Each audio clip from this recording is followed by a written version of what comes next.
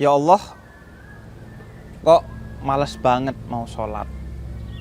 Itu sesuatu yang sering ada di pikiran kita, utamanya ketika kita berada dalam keadaan yang sulit dan kita menyadari kita mau minta pertolongan kepada Allah, tapi ternyata kita selama ini jauh dari Allah dengan meninggalkan sholat atau paling tidak bermalas-malasan dalam sholat kita. Itu juga kadang muncul ketika kita dalam keimanan yang sedang baik, kemudian kita merasa kok sholat ini malas untuk kita lakukan. Ada beberapa hal yang menjadi sebab malasnya kita atau beratnya kita dalam mendirikan sholat. Yang pertama adalah karena kita tidak mengetahui betapa buruknya orang yang malas dalam sholat dan betapa besarnya ancaman Allah bagi orang-orang yang malas dalam sholat. Bukan yang tidak sholat. Kalau tidak sholat udah selesai deh.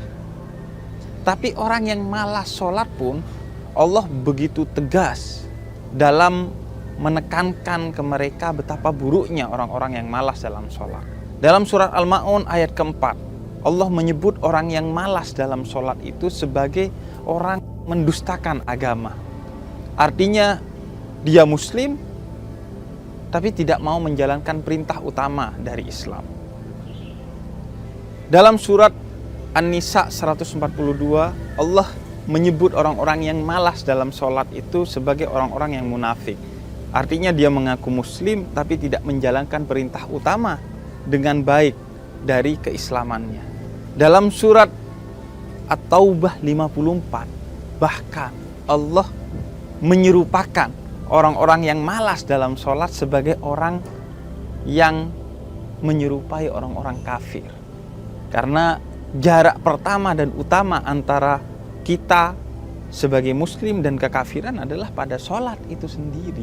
Maka jika kita tahu kalau malas dalam sholat saja begitu dahsyat Allah bersikap tegas, apalagi ketika kita lalai dalam sholat atau ingkar dalam sholat, tidak sholat. Yang kedua, seorang menjadi malas dalam sholat lantaran dia tidak mengetahui atau tidak menyadari manfaat sholat, baik secara lahir dan apalagi secara batin. Secara batin, sholat itu adalah jarak terdekat kita dengan Allah Subhanahu wa Ta'ala, yaitu dalam sujud. Kata Nabi adalah jarak terdekat kita dengan Allah. Kemudian juga secara batin, sholat itu adalah momen di mana kita bisa menenangkan batin kita. Karena sholat itu adalah pertemuan kita dengan Allah Subhanahu wa Ta'ala. Mi'rajul mu'min, mi'rajnya seorang mukmin itu dalam sholat. Dan juga tentu secara lahir, sholat itu memiliki manfaat yang begitu besar. Di antaranya ketika kita suntuk, tidak tahu harus curhat kemana, kata Imam Hasan al-Basri, salah seorang spiritualis muslim, dia katakan, sholatlah, karena sholat adalah momentum kamu bercerita kepada Allah. Adapun momentum Allah bercerita kepada kamu, maka bacalah Al-Quran. Jadi ketika kamu tidak menemukan sandaran lagi dalam keterpurukan dirimu secara lahir, curhatlah ke Allah melalui sholat. Kemudian juga secara lahir Allah katakan dalam Al-Quran, inna sholata tanha anil fahsya'i wal munkar. Sholat itu akan menjauhkan kamu dari kekejian dan kemungkaran.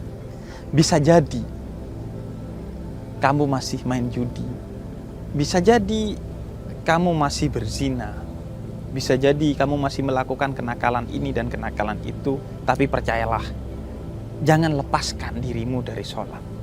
Pegang sholat itu, karena sholat nanti yang akan membimbingmu untuk mulai jauh dari segala kenakalan-kenakalan dan kekejian-kekejian serta kemungkaran-kemungkaran itu. Kemudian yang ketiga yang membuat malas dalam sholat adalah karena dia memposisikan sholat sebagai kewajiban, bukan sebagai kebutuhan. Padahal sholat adalah kebutuhan kita. Kata Syekh Mutawalli As-Sa'rawi, kita ini diciptakan oleh Allah seperti sebuah taman. Maka jika taman itu ingin terus tampak indah, maka dia harus ditengok terus oleh si pembuat taman itu, si tukang kebunnya. Maka kita ini seperti taman yang jika kita ingin terus indah, terus menarik, terus baik, maka kita minta si pencipta, pemilik, dan yang paling tahu akan kita untuk menengoknya. Paling tidak sehari 5 kali, yaitu dalam sholat. Sehingga taman ini diurus secara intensif agar selalu tampak indah dan baik. Maka sholat itu kebutuhan kita, bukan kewajiban. Sebagaimana lahiriah kita punya kebutuhan untuk makan, minum, tidur, istirahat, dan lain sebagainya, maka batin kita juga punya kebutuhan. Yang kebutuhan itu harus dipenuhi dengan sholat. Sebagaimana ketika kita lapar, kita makan, kita haus, kita minum, kita lelah, kita tidur. Maka ketika batin ini lelah, dia juga butuh dengan sholat. Hanya saja kita tidak menyadarinya karena kita terlampau menganggap diri kita hanya tentang lahiriah belaka, tidak batiniah juga. Kemudian yang keempat adalah lantaran kita tidak tahu betapa pentingnya sholat. Begitu pentingnya sholat sehingga sholat menjadi ibadah yang langsung Allah perintahkan kepada Nabi Muhammad dalam pertemuan langsung, tidak melalui malaikat Jibril yang mewahyukannya, yakni dalam momentum Isra Mi'raj.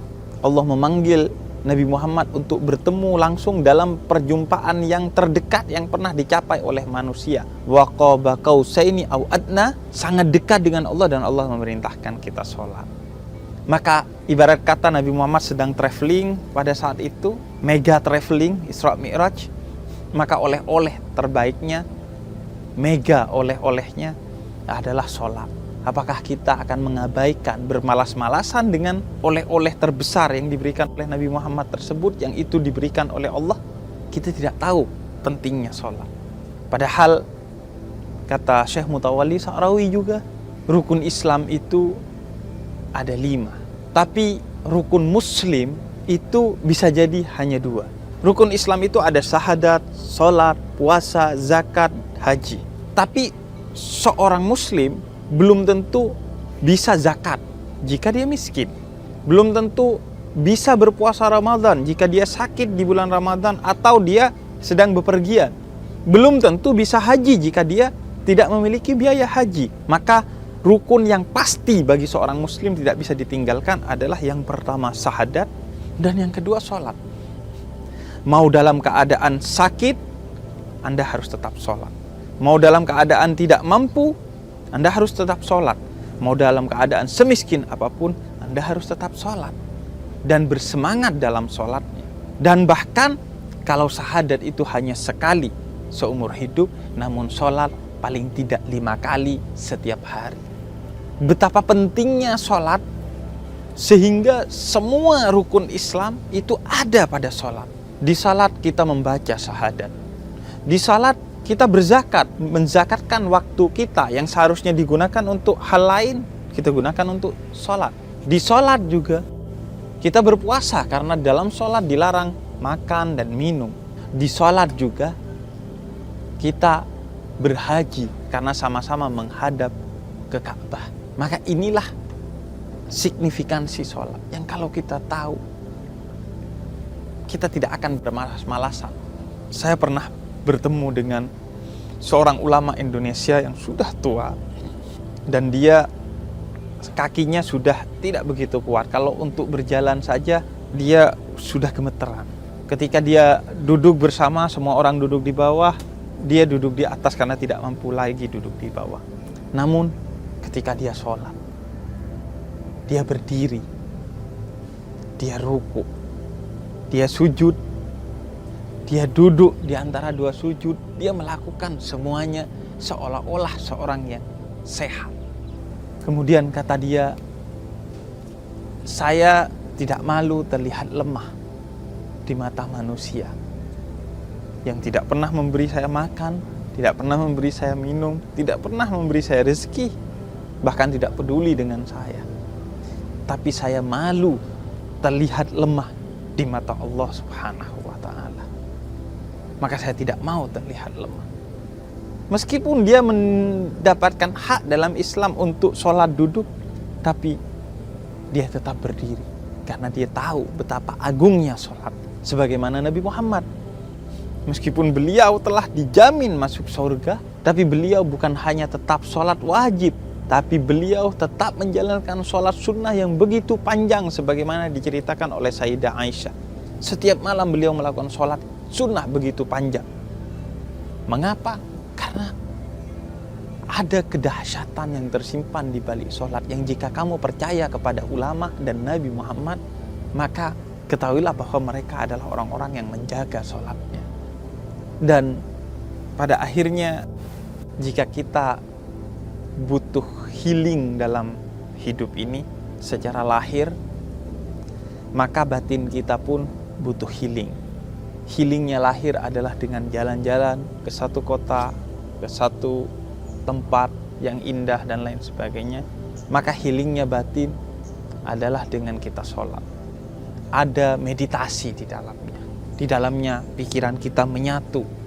Di dalamnya hati kita damai. Di dalamnya kita utuh sebagai manusia.